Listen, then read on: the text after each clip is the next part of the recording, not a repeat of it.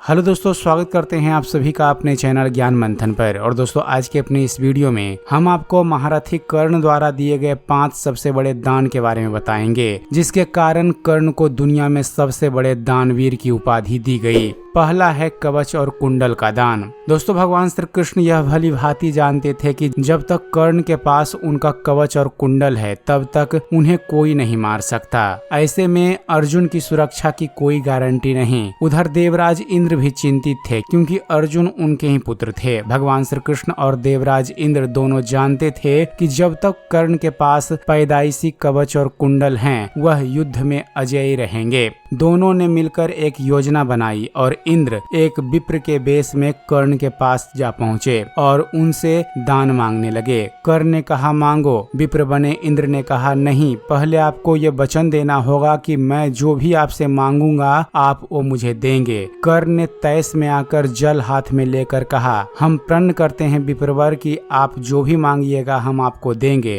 अब आप तुरंत मांगिए। तब विप्र बने इंद्र ने कहा, हे राजन, आपके शरीर के कवच और कुंडल हमें दान स्वरूप चाहिए। एक पल के लिए वहां सन्नाटा छा गया। कर्ण ने इंद्र की आंखों में झांका और फिर दानवीर कर्ण बिना एक क्षण भी गवाए अपने कवच और कुंडल अपने शरीर से खंजर की सहायता से अलग किए और विप्रवर को सौंप दिए। इंद्र ने तुरंत वहां से दौड़ ही लगा दी और दूर खड़े रथ पर सवार होकर भाग गए। लेकिन कुछ मील जाकर इंद्र का रथ नीचे उतरकर भूमि में धंस गया। तभी आकाशवाणी हुई कि देवराज इंद्र, तुमने बड़ा पाप किया है। अपने पुत्र अर्जुन की जान बचाने के लिए तूने छल पूर्वक कर्ण की जान खतरे में डाल दी है। अब यह रथ यहीं धंसा रहेगा और तू भी यहीं धंस जाएगा। तब इंद्र ने कर्ण को कवच कुंडल के बदले अमोघ अस्त्र दिया।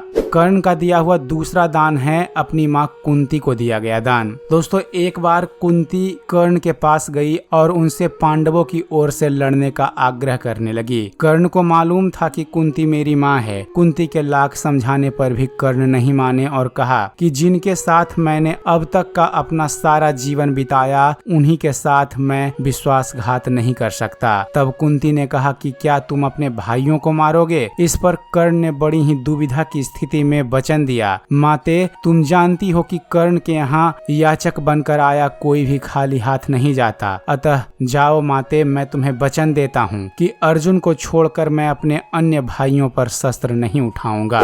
कर्ण द्वारा दिया गया तीसरा दान है जब भगवान श्री कृष्ण ने उनसे परीक्षा ली थी। दोस्तों, बात उस समय की है जब महाराज युधिष्ठिर इंद्रप्रस्थ पर राज्य करते थे। तब ये काफी दान आदि किया करते थे। पांडवों को इसका अभिमान होने लगा। भीम व अर्जुन ने श्री कृष्ण के समक्ष युधिष्ठिर की प्रशंसा शुरू की कि वे कितने बड़े दानी हैं, लेकिन भगवान कृष्ण ने उन्हें बीच में ही टोक कर कहा, हमने कर्ण जैसा दानवीर कहीं नहीं देखा। पांडवों को यह बात पसंद नहीं आई। तब भगवान श्री कृष्ण ने कहा कि समय आने पर मैं यह सिद्ध कर दूंगा। कुछ दिनों बाद एक याचक युधिष्ठिर के पास आया और बोला, महाराज, मैं आपके राज्य में रहने वाला एक ब्राह्मण हूँ और मेरा व्रत है कि बिना हवन किए कुछ भी नहीं खाता पीता। कई दिनों से मेरे पास यज्ञ के लिए चंदन की लकड़ी नहीं है। यदि आपके पास हो तो मुझ पर कृपा करें, अन्यथा हवन तो पूरा ही नहीं होगा। मैं भी भूखा प्यासा मर जाऊंगा। युधिष्ठिर ने तुरंत कोषागार के कर्मचारी को बुलवाया और कोष से चंदन की लकड़ी देने का आदेश दिया। संयोग से कोषागार में सूखी लकड़ी नहीं थी। तब महाराज युधिष्ठिर भीम व अर्जुन को चंदन की लकड़ी का प्रबंध करने का आदेश दिया, लेकिन काफी दौड़ धूप के बाद भी सूखी लकड़ी की व्यवस्था नहीं हो पाई। तब ब्राह्मण को हताश होते देख भगवान श्री कृष्ण ने कहा, मेरे अनुमान से एक स्थान पर आपको लकड़ी मिल सकती है, आइए मेरे साथ। ब्राह्मण यह सुनकर खुश हो गया, बोला, कहाँ पर? तब भगवान श्री कृष्ण ने अर्जुन व भीम को भी वेश बदलकर ब्राह्मण के संग लेकर चल दिए। भगवान श्री कृष्ण सबको लेकर कर्ण के महल में गए। सभी ब्राह्मणों के वेश में थे, अतः कर्ण ने उन्हें पहचाना नहीं। याचक ब्राह्मण ने जाकर लकड़ी की अपनी वही मांग दोहराई। तब महारथी कर्ण ने भी अपने भंडार के मुखिया को बुलवाया और सूखी लकड़ी देने के लिए कहा। वहाँ भी सूखी लकड़ी नहीं थी। ऐसे में ब्राह्मण निराश हो गया। अर्जुन और भीम प्रश्न सूचक निगाहों से भगवान श्री कृष्ण को ताकते रहे, लेकिन लेकिन श्री कृष्ण अपनी चिर परिचित मुस्कान लिए चुपचाप बैठे रहे। तभी कर्ण ने कहा, हे ब्राह्मण देव, आप निराश ना हो, एक उपाय है मेरे पास। उसने अपने महल की खिड़की दरवाजे में लगी चंदन की लकड़ी काट काट कर ढेर लगा दी। फिर ब्राह्मण से कहा, आपको जितनी लकड़ी चाहिए कृपया ले जाइए। महारथी कर्ण ने लकड़ी ब्राह्मण के घर पहुंचाने का भी प्रबंध कर दिया। ब्राह्मण कर्ण को आशीर्वाद देता हुआ लौट गया। पांडव व श्री कृष्ण भी लौट आए। वापस आकर भगवान श्री कृष्ण ने कहा, साधारण अवस्था में दान देना कोई विशेषता नहीं है। असाधारण परिस्थिति में किसी के लिए अपने सर्वस्व को त्याग देने का नाम ही दान है। अन्यथा हे युधिष्ठिर, चंदन की लकड़ी के खिड़की द्वार तो आपके महल में भी थे।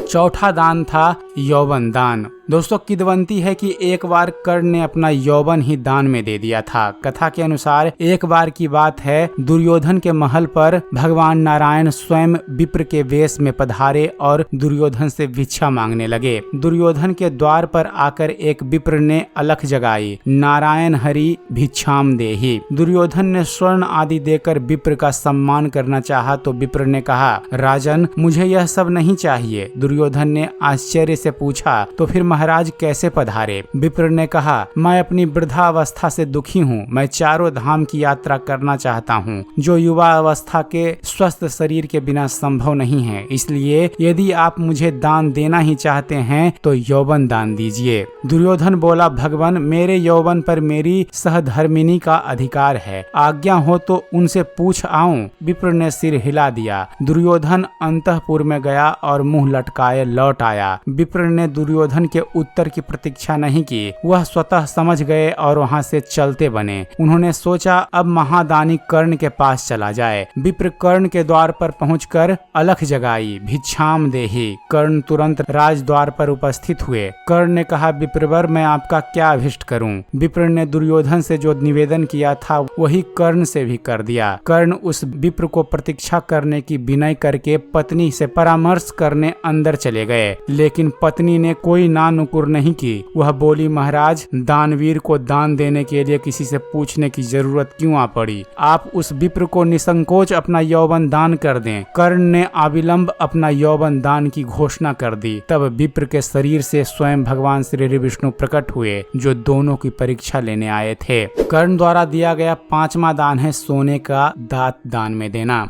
दोस्तों, महारथी कर्ण अपने दान करने के लिए काफी ज्यादा प्रसिद्ध थे। कहते हैं कि कर्ण जब युद्ध क्षेत्र में अपनी आखिरी सांस ले रहे थे तो भगवान श्री कृष्ण ने उनकी दानशीलता की अंतिम परीक्षा लेनी चाहिए। वे गरीब ब्राह्मण बनकर कर्ण के पास गए और कहा कि तुम्हारे बारे में काफी सुना है और तुमसे मुझे अभी कुछ उपहार चाहिए। कर्ण ने उत्तर में कहा कि आप जो भी चाहें मांग लें। ब्राह्मण ने सोना मांगा। कर्ण ने कहा कि सोना तो उसके दांत में है और आप इसे ले सकते हैं। ब्राह्मण ने जवाब दिया कि मैं इतना कायर नहीं हूँ कि तुम्हारे दांत तोड़ूं। कर्ण ने तब एक पत्थर उठाया और अपने दांत तोड़ लिए। ब्राह्मण ने इसे भी लेने से इनकार करते हुए कहा कि खून से सना हुआ सोना, यह सोना वह नहीं ले सकता। तब कर्ण ने इसके बाद एक बाण उठाया और आसमान की तरफ चलाया। इसके बाद बारिश होने लगी और दांत धुल गया। तब महारथी कर्ण ने अपने वह सोने का दांत ब्राह्मण बने भगवान श्री कृष्ण को दान में दे दिया। तब भगवान श्री कृष्ण अपने असली स्वरूप में आकर कर्ण को दर्शन दिए और भगवान श्री कृष्ण ने कर्ण से कहा कि हे कर्ण, तुम्हारी यह दानवीरता